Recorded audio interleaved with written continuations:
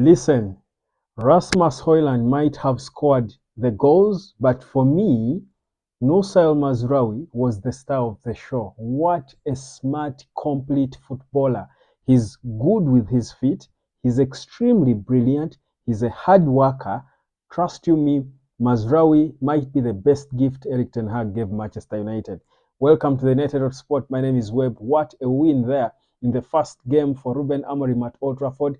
Guys, I have no qualms. Never mind the error from Malaysia. I don't blame him. He was beaten for pace, understandable. This is a guy who hadn't played football in 550 games. You didn't expect him to win such a running battle. But let's focus on the positives in this team. Ruben Amorim has been with this team for just about 2 weeks, but you can clearly see a well-coached team. You see what they are playing, you see what they are doing. I told you this Ruben Amorim system plays for the striker. I told you Højlund will get chances to score because the system plays for him. In fact, if it wasn't for the selfishness of Garnacho, Højlund could have scored more. But because Garnacho wanted to score for himself in moments where I should have looked to pick Højlund, he failed several times. But for me, I think we are clearly seeing where this team is headed. We see the weaknesses and don't dwell on the weaknesses because we know the weaknesses are because of the players, the personnel. But in terms of what Amorim is trying to coach, what Amorim is trying to play, if he has the right personnel in the right places, trust you me, Man United will be balling. I will tell you on the 4th of December, if Arsenal beats Man United, I am going to chop off my hair, go bald like Erik ten Hag, and chop off my beard. I'm going to just have a bald face and head. If Arsenal beat Man United on the 4th of December, I'm going to go a bald head completely. I'll tell you, this Amorim ball is proper working ball. Amorim ball is going to cause problems. Look at of course, also give credit, guys. We don't give Andre Onana enough flowers, honestly. And I'm not saying that there were no mistakes in this game. There are moments where I felt the players were running just haphazardly. Because they were told to run, they were running clueless. Bruno was caught off guard in the first goal we conceded. He had again gone because again Bruno has not yet got the proper discipline to play in this structure. But I liked that he played next to Ugarte.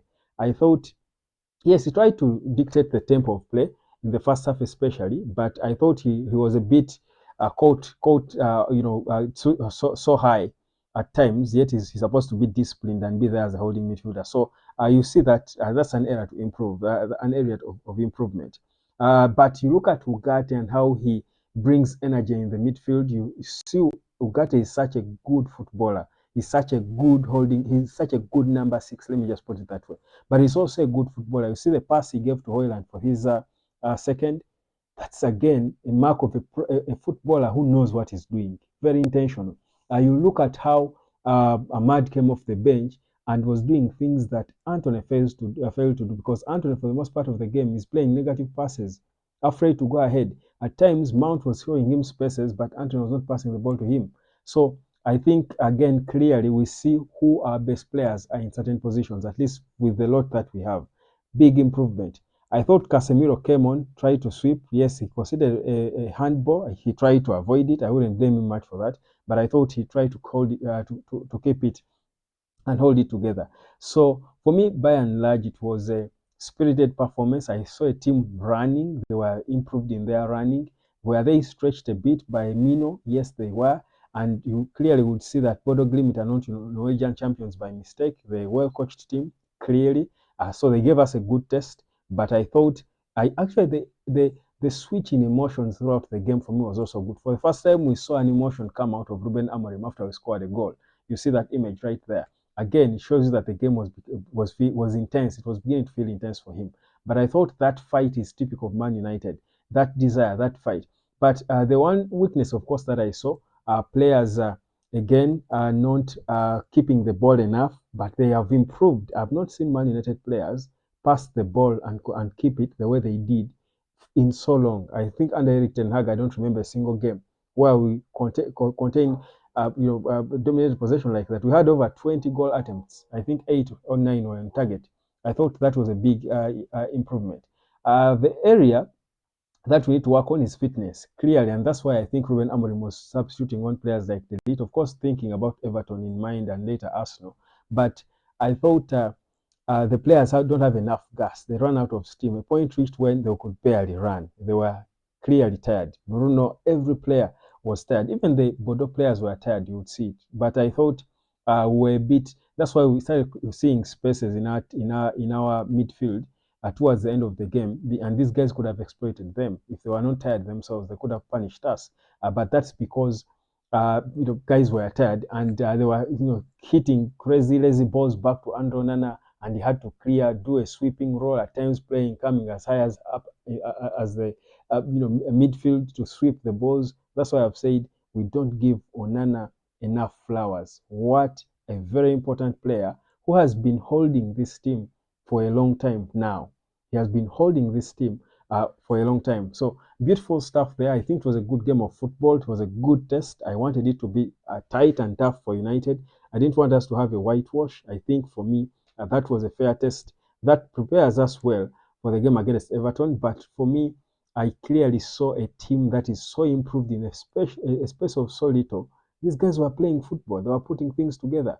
That's the biggest credit. So my player ratings, Andro Nana, out of 10, I would give him. I would give Onana 7. I would give Mazraoui 7.5. I would give Delete. I would give Delete 6. I would give Lisandro Martinez 6.2. I would give in the middle Ugarte. I would give Ugarte about 6.8. I would give slightly behind. I'll put him slightly behind Onana. Then I would give Bruno maybe 6 as well. I would give Hoyland because he scored the 2 goals, and that second was it the second? The second goal he scored 2 and assisted the other, by the way. But I thought the second, I think it was the first goal that he scored, not the tapping. Yes, the first goal he scored was a bit. The touch was quite deft. Yeah? We didn't give it enough credit, of course, because of how brilliant Musa Mazraoui's assist was. But I thought he played so well in that. I'll give Hoyland for his goals. As a striker, he's supposed to score goals. I'll give him 8 because of that. Then Anthony 4.5, Mount 4. I would give Malaysia. It was good to see Malaysia out of after a long time. I thought he was slightly above average. 5.5 for me would be okay. This is a guy who hasn't played football in 550 days. Really, that's more than a year, nearly 2 years. That's a long time for him to come out there and start. He was on the ball several times. I think, one of the players who got the most touches on the ball in the first half. He was shy a bit. His final ball wasn't on perfect, understandably. Rusty, you would see. But at least the hard work was there. The basic elements were still there. He was beaten for pace for the second goal we conceded, and he felt bad at it. But you would understand that really he doesn't have the fitness to take on a guy as fast as that from such a long distance. I would take him on myself, so I wouldn't blame him much for that. I would understand him, but I thought really he would actually play. I thought he did decently well. Ahmad comes on, brings the pace to the game. I thought there was a lot. Amorim, statistically, whatever I told the players at the first, during the break at halftime, you saw that they came out there in the first minutes, off the blocks. And his teams always do that. If you remember the way they came, Sporting Lisbon came back to beat Man City in the second half. First minutes after the second half, after the first half are always very hot with Ruben Amorim teams. Now, for me, that's a character being built in Man United. Beautiful football for me. Amorim, out of 10, his first game at Old Trafford, I would give him a cool 7. He handled the game so well, never mind the goals conceded. Beautiful football. Everton stand warned, but most importantly, 4th of December, Arsenal stand warned. Like, share, and subscribe. Let me catch you later.